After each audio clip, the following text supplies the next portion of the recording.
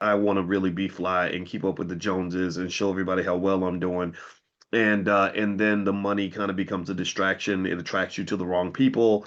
You react in the wrong way when you get in a situation where you do have resources, and next thing you know, the resources are gone. And this happens a lot, particularly when you talk about the celebration of like the celebrity culture. Celebrities are they're really marketing vehicles for the most part. They're there to promote lifestyles or looks that other regular people might fantasize about, so they start copying their favorite celebrity. And my wife sent me something the other day where she was showing me that most of the people that buy the really expensive stuff are like regular people. They're not like the celebrities don't have to buy this stuff. I remember one time Beyonce had a coat that she put out that was $40,000. I don't know if you all remember the coat she put out for $40,000. It was really interesting, right? Because first of all, Beyonce didn't buy a $40,000 coat, but then also I kind of speculated that they weren't really trying to sell the coat for $40,000. They were trying to make you feel like it was a $40,000 coat so that you would go buy it when they dropped the price to $5,000. And then that even begs the question, like, what really makes a coat worth $5,000? Like, what is it that's happening here? And so if you care about your relationships, these addictions, whether it's fashion addiction on one hand, or maybe something like a gambling addiction, or even worse, like drug addictions, things like that. Well, gambling addictions actually were just as bad or worse than a drug addiction. So be careful about that. Those are all things that don't just destroy your wealth; they destroy so many things around your wealth and kind of create like this horrible, sad life. That's why you see a lot of you'll see so many examples of people that get too deep into gambling and they go deep into debt because of it. And next thing you know, somebody has unalived himself because he feels like he's too much of a burden on his family. He can't get out of his situation. So the best way to solve a problem is to prevent the problem in the first place. So don't forget that, right?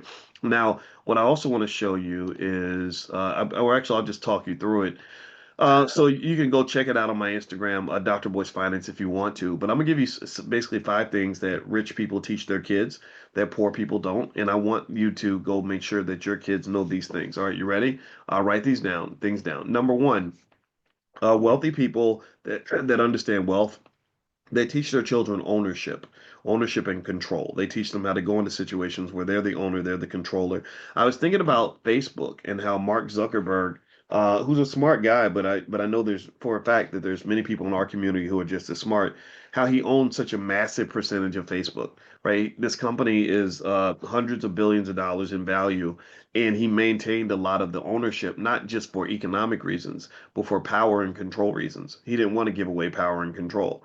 And a lot of times I've seen people sell things or take money in exchange for power and control without realizing how vulnerable that has made you, and how what a risky position you put yourself in.